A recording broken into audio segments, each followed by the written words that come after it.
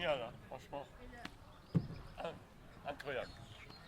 On a des endroits à côté de chez nous et puis c'est super magnifique.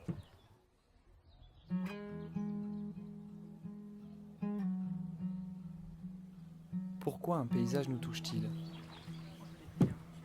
Ça fait des frissons, tellement que c'est beau. Qui sont celles et ceux qui le transforment ? Comment prendre soin de nos paysages ? Et puis d'abord, c'est quoi un paysage ? Un plan paysage, c'est toutes ces questions à la fois. C'est même plein d'autres questions. Le plan paysage aide à réfléchir collectivement au devenir de nos paysages et à imaginer ensemble les projets qui vont protéger, transformer et embellir nos paysages. Une approche à la fois sensible et technique qui se construit avec les habitants, les élus et les experts du paysage. Portrait de paysage. Du coup, moi, je suis Emma Torfoy, je travaille pour l'établissement public d'aménagement et de gestion de l'eau du bassin du Loing, spécifiquement en charge de ce secteur-là, donc les sources du Loing et de Ouanamont, donc c'est à peu près toute la partie plus effortaire du territoire. Et donc mes missions au quotidien, c'est d'observer la rivière pour identifier des secteurs où il y aurait des problématiques et ensuite monter des projets pour restaurer la rivière, restaurer aussi les zones humides, etc. Dans l'objectif global d'améliorer la qualité de l'eau et les habitats liés au milieu humide et aquatique. On voit sur ce paysage que l'enjeu de l'eau est important. La rivière, en fait, elle est un peu délaissée depuis, je pense, de nombreuses années maintenant, puisqu'on a perdu son usage. Le moulin, on n'utilise plus vraiment l'eau pour l'électricité ou autre. Et du coup, en fait, je pense que les personnes se sont un peu éloignées de la rivière. Et ce qui fait que même si certains sont propriétaires riverains de la rivière, mais l'oublient ou ils n'y vont jamais. Et ce qui fait que des fois quand il y a des arbres, ils les enlèvent pas forcément.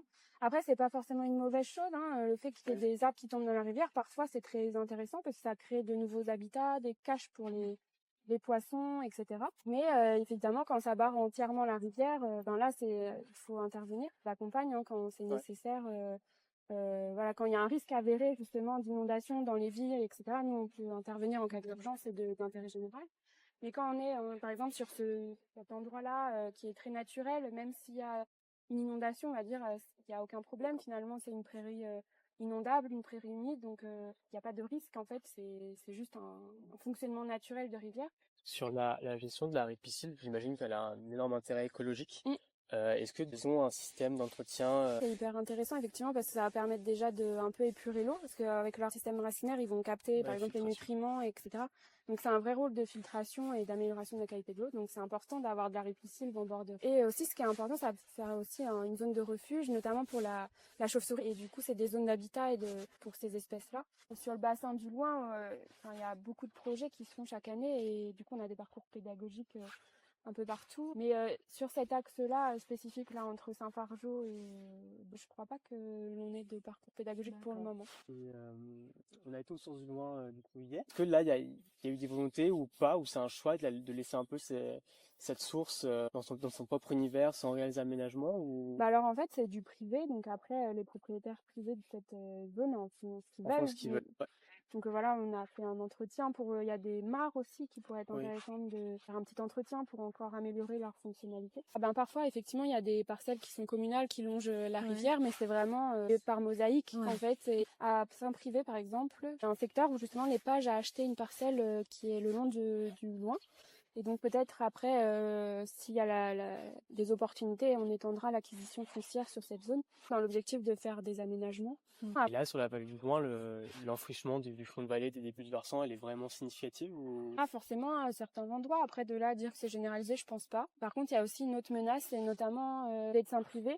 En fait, on a aussi l'effet inverse. Certains agriculteurs retentent d'exploiter les terres qui sont entre deux bras de cours d'eau, donc des prairies humides comme ça, en fait. Quand il y a une crue, ce qui est normal entre deux bras de rivière, ça va éroder leurs champs et du coup, dégrader leur culture. Ça va aussi renvoyer plus de nutriments et de pesticides dans la rivière. cette dynamique-là, pour le coup, c'est un peu une menace qu'on peut observer sur le territoire. Ouais. En fait, vous voyez, la présence de cette prairie humide, Ouais. en fait, ça fait une zone de filtration. Ouais, Finalement, quand l'eau arrive par ruissellement au niveau de la rivière, elle a déjà eu une sorte de traitement naturel grâce à la végétation de la zone humide. En fait, le cours d'eau, il est classé en liste 1 et en liste 2. Et en fait, c'est des classements qui permettent de prioriser les cours d'eau à restaurer, notamment pour la continuité écologique. Et donc là, je voulais vous emmener ici parce qu'en fait, là, on a une source qui jaillit et qui après, en fait, par ce bras-là, rejoint le loin plus loin. Et cette source-là, par exemple, elle n'est pas cartographiée alors qu'elle est quand même assez conséquente. En moyenne, on estime qu'une rivière qui fonctionne bien, enfin voilà, qui est en bon état, elle doit déborder à peu près tous les ans ou tous les 2 ans.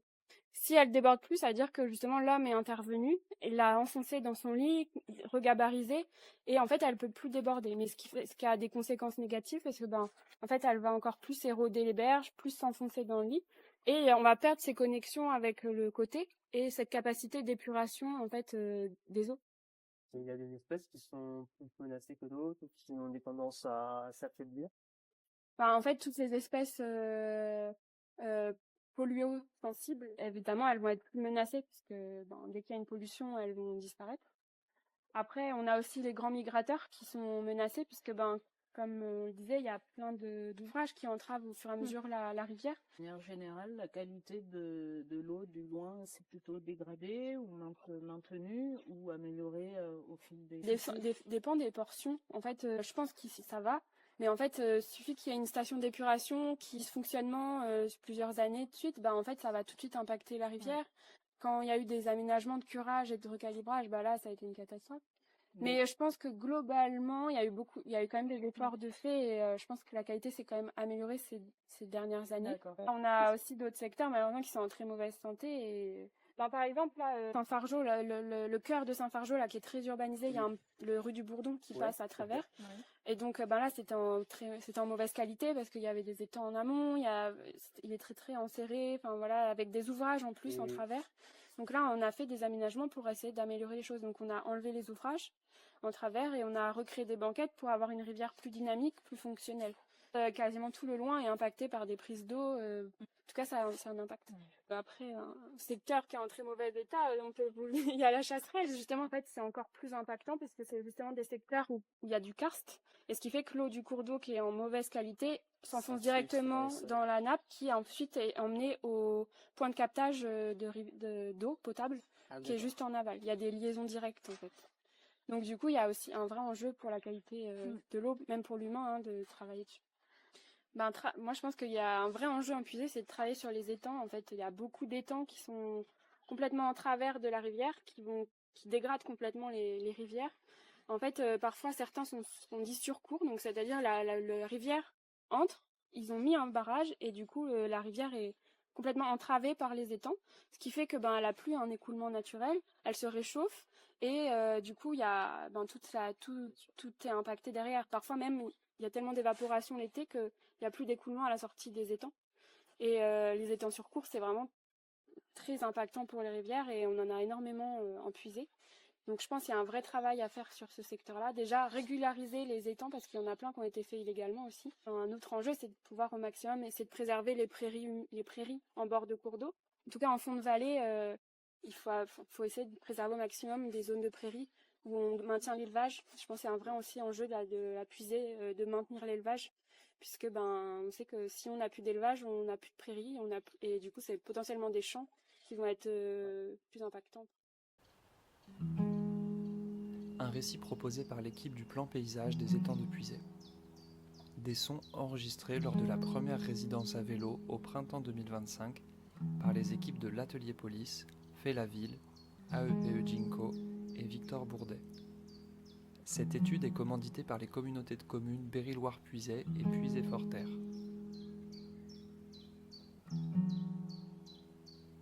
Suivez l'actualité du plan paysage sur notre site internet planpaysageétandsdepuisay.fr.